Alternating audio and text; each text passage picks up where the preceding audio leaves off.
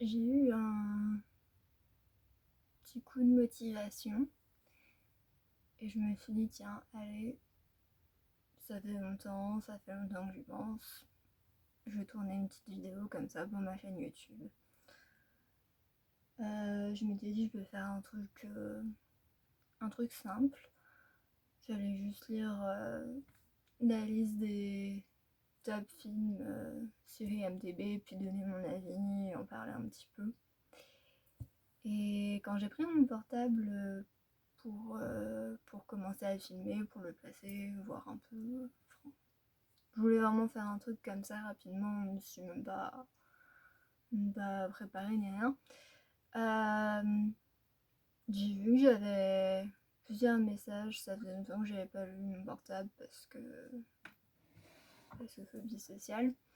Plusieurs messages un ami que j'ai rencontré en hôpital psychiatrique, me disant que ça allait pas bien du tout, qu'ils allaient le remettre à la porte parce qu'il l'avait déjà jeté de l'HP et ils l'ont récupéré quand ils l'ont retrouvé complètement incohérent, avoir pris de l'alcool, des drogues et tout ça. Ils l'avaient viré de l'hôpital parce que ils trouvaient qu'il n'avait pas l'air assez dépressif. C'est l'assistante sociale qui a choisi de le mettre à la porte comme ça. Il n'a même pas vu de psychiatre, il n'a pas eu d'autorisation de psy ni rien. Ce qui est totalement interdit, totalement.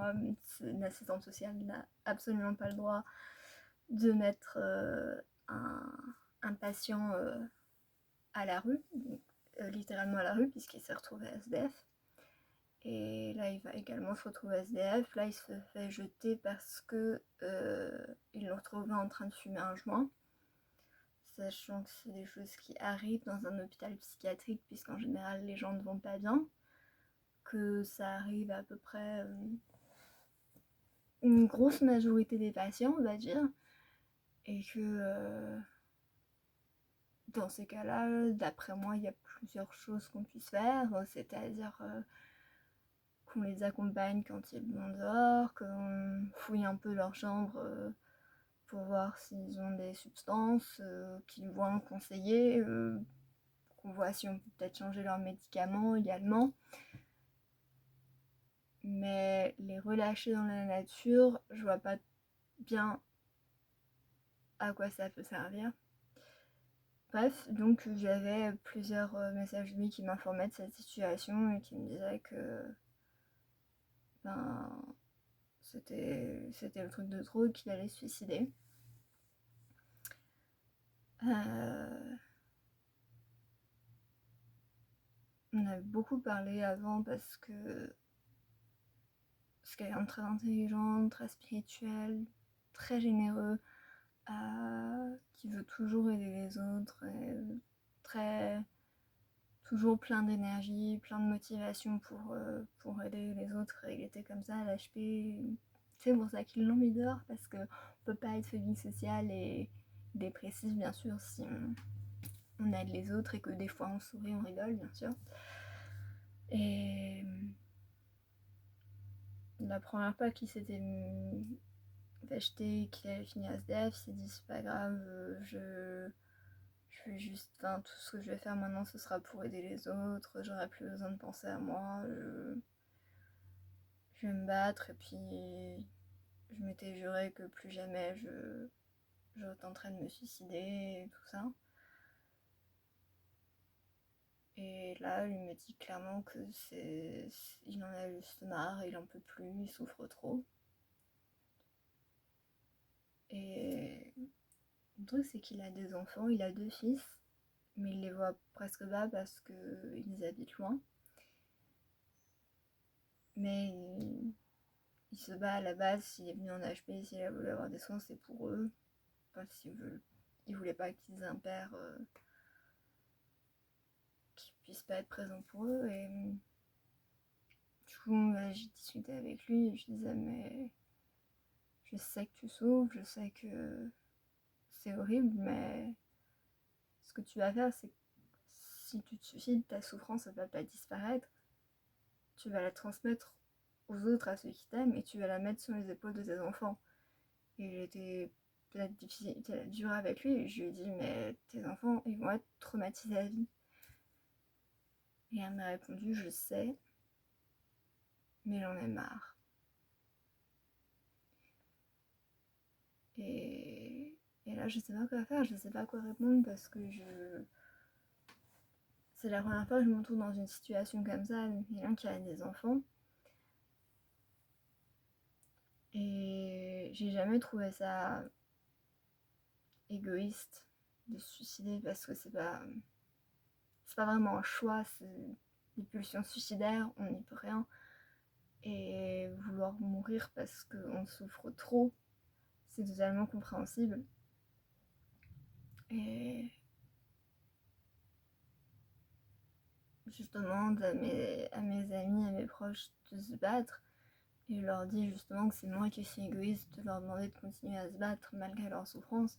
Parce que moi, je souffrirais trop si ils disparaissaient, jamais je m'en remettrais.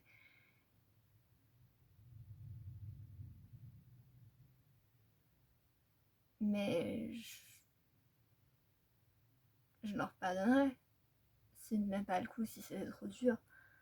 Parce que c'est trop dur, parce que j'ai été à leur place et que je sais que la souffrance qu'on ressent dans ces moments-là,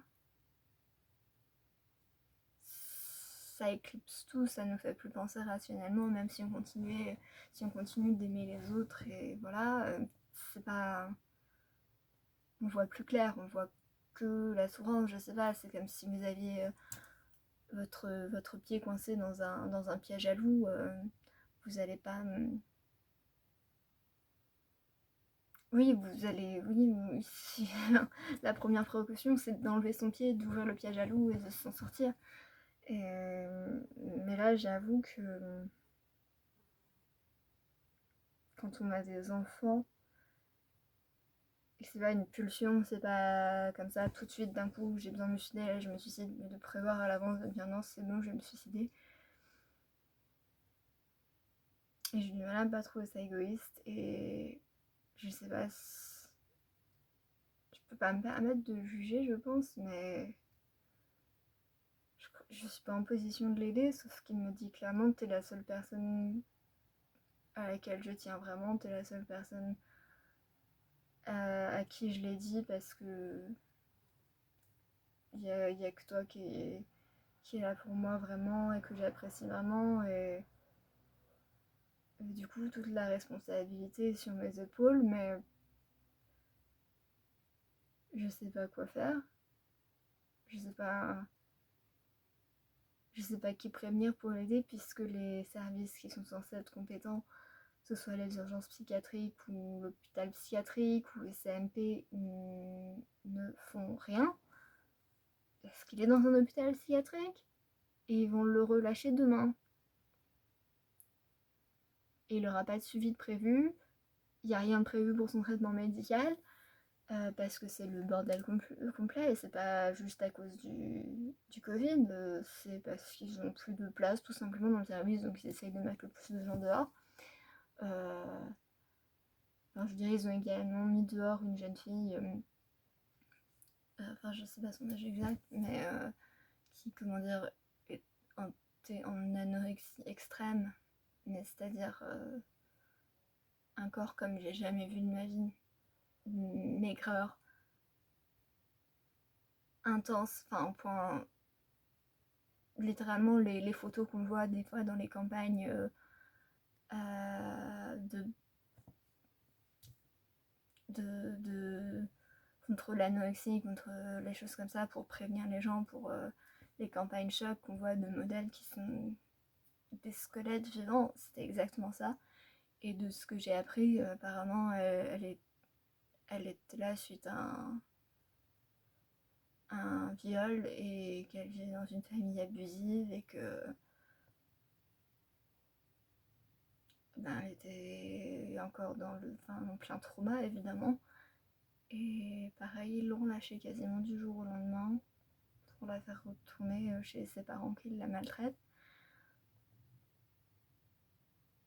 Après, c'est pas, je veux dire, c'est pas, tout le monde n'est pas mauvais dans ce système-là. Il y a des aides-soignantes, des infirmières qui se donnent corps et âme pour les patients qui sont vraiment, essayent de les aider au maximum, qui donnent le plus possible, mais ben, il y a le problème du manque énormément de moyens, manque d'effectifs, et le manque de médecins et médecins psychiatres et médecins généralistes dont on a besoin, puisque les infirmiers et aides-soignants ne sont pas en autorisation de donner des médicaments ou de prendre des décisions sur les soins, et on a besoin de personnes, de médecins qui soient là, de docteurs qui soient là, qui soient compétents, parce que on est dans un hôpital avec je sais pas, une cinquantaine de personnes, évidemment qu'on a besoin 24 heures sur 24, il y aura un problème et quelqu'un a besoin de traitement, de soins, et je pense que c'est un problème qui va très loin. C'est un problème pour toutes les personnes qui l'ont expériencé, des thérapistes. Pour en trouver un bon, c'est la croix et la bannière. Des fois, on en trouve des potables et on est content parce que c'est mieux que soit ceux qu'on n'ont absolument rien à foutre de vous, soit ceux qui sont clairement des pervers qui prennent plaisir à avoir du pouvoir sur vous, ou je sais pas comment dire, mais qui sont mauvais, ceux qui sont incompétents, mais à un point pas possible, qui connaissent pas les noms des médicaments, qui connaissent pas les noms des différents troubles et des différentes pathologies. Il y a tellement, on tombe sur tellement de gros cons, voilà, tout simplement, je sais pas, enfin ouais. Et quand on en trouve des ok, ben on se contente d'eux. Parfois on en trouve des biens, parfois quand on a de la chance. Et mais quand on en trouve des biens en général, soit ils sont payants et on n'a pas les moyens de les voir régulièrement, soit ils sont ben, dans les CMP, ce qui est mon cas. Et ben c'est tellement surbooké, tellement manque d'effectifs que j'ai rendez-vous que une fois tous les 2-3 mois. Et ça suffit pas pour un suivi. Et donc ouais, il y a beaucoup de problèmes qui font que ça crée des situations comme ça. Et je sais pas si je fais cette situation pour dénoncer la médiocrité des soins psychiatriques en France et dans beaucoup d'autres pays, ou si je fais ça pour demander des conseils pour mon ami que j'aimerais sauver, mais que j'ai pas les outils nécessaires pour l'aider. Je sais pas comment faire, on habite loin, j'ai pas le permis, il a pas de voiture, on peut pas se retrouver. Enfin, il habite loin, pas extrêmement loin, mais je veux dire, il y a pas forcément de train, il n'y a pas forcément de choses pour qu'on puisse se retrouver.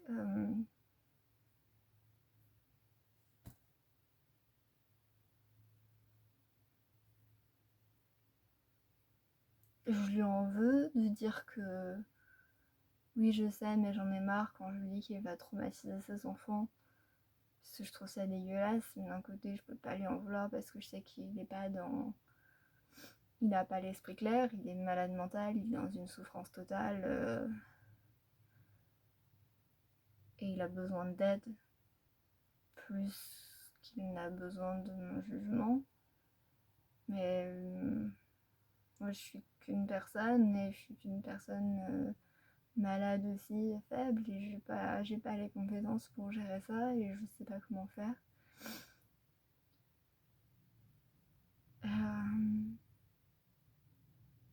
J'y pensais en plus tout à l'heure,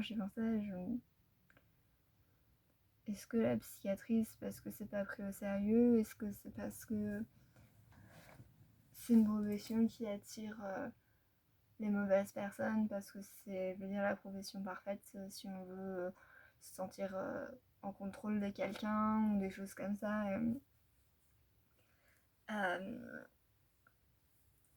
Je veux dire, c'est comme, enfin, toutes les positions de pouvoir, en général, je pense que ça attire des mauvaises personnes. Oui, mais à mon avis, ça vient vraiment à la racine, à la base de la base, qui est que la psychiatrie, bah, c'est une science qui évolue énormément et on a du mal à rester à jour avec ce qu'on apprend, ce que les nouvelles choses qu'on apprend, moi je trouve pas les mots, je suis un petit peu émotionnelle évidemment. Il y a tellement de mauvaises choses qu'on a enseignées dans la psychiatrie pendant tellement longtemps. Et même là, on ne sait pas exactement quelles sont les bonnes choses à enseigner, qu'est-ce qui est vrai ou faux, qu'est-ce qui est bon ou mauvais, parce que c'est tellement complexe et pendant si longtemps, ça n'a pas été pris au sérieux. Et je pense que ça vient de la base, quoi, de l'école, de comment on apprend les choses aux élèves en médecine et comment on voit la psychiatrie, comment on a vu la psychiatrie pendant si longtemps et qu'est-ce qu'on peut faire pour ça, qu'est-ce qu'on peut faire pour changer les choses. Et d'après moi, le meilleur changement qui vient, c'est par les témoignages des gens, donc soit sur internet ou autre,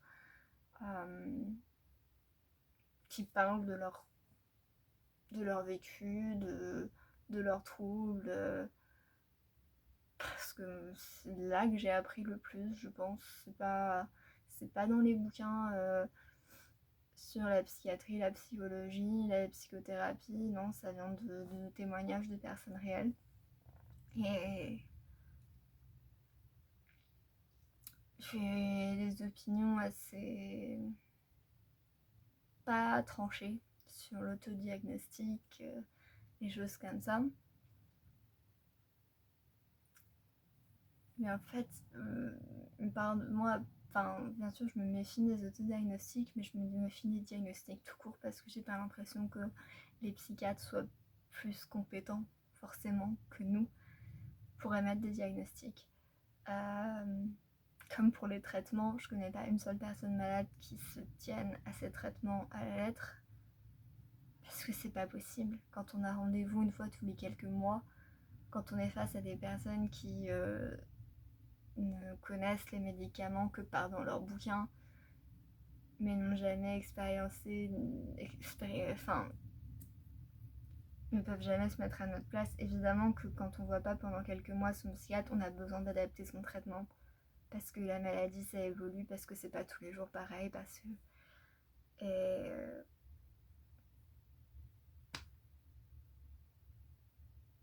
j'ai pas fait cette vidéo dans un but spécial, j'ai pas de conclusion, j'ai pas de quoi que ce soit. Là, ce qui me vient naturellement, c'est que je voudrais vraiment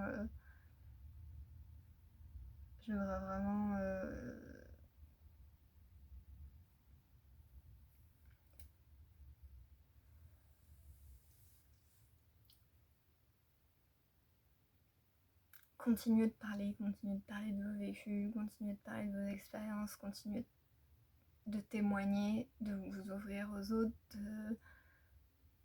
d'ouvrir des dialogues et des débats parce que si c'est pas nous, personne ne le fera à notre place. Et on a besoin de continuer de parler dans la communauté, hors de la communauté, pour qu'on parle aux autres, pour que ça avance. Et je pense qu'il faut être là pour les autres jusqu'à une certaine limite. Parce qu'on a besoin d'être fort soi-même si on veut, avant de pouvoir être fort pour les autres. C'est plus facile à dire qu'à faire et je suis la personne qui prend le moins. Qui prend le. Qui suit le moins, c'est mon avis. Ce que je peux dire, c'est. Enfin, je sais pas. On peut pas baisser les bras et. Même si on baisse les bras, parfois faut le dire et faut pas avoir honte. Pas avoir honte d'aller mal, faut pas avoir honte d'aller bien, faut pas avoir honte de pas avoir la force et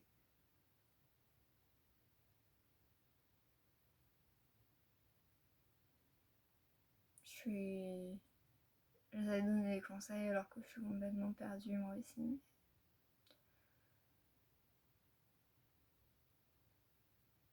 Je sais pas quoi faire pour changer ce système. Mais il faut que ça change. Il faut absolument que ça change parce que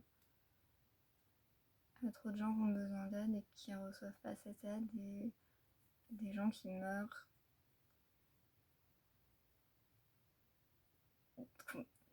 Des morts qu'on pourrait prévenir, qu'on pourrait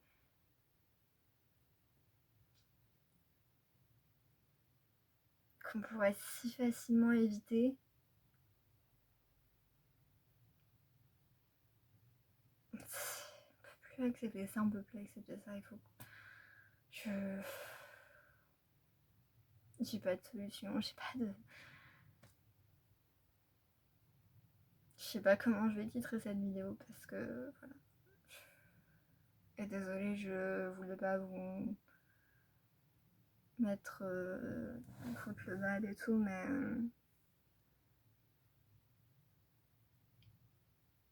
Enfin, si vous êtes encore là, vous êtes super courageux. Vous êtes fort, vraiment. Vraiment plus que vous le croyez, plus que on vous permet de le croire. Et soyez fiers de vous. Et continuez à vous battre autant que vous pouvez, s'il vous plaît.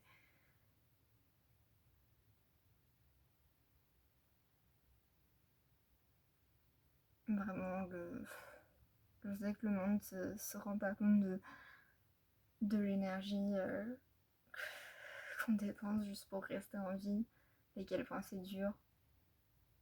Mais moi, je me rends compte et je vous vois et je vous admire. Je vais finir cette vidéo sur ces petits mots positifs. Et si vous avez mon Twitter, mon Instagram, n'hésitez pas à venir me parler si vous avez besoin. Sinon, même par commentaire YouTube. Voilà. Dites-moi, j'essaierai d'être là pour vous au maximum.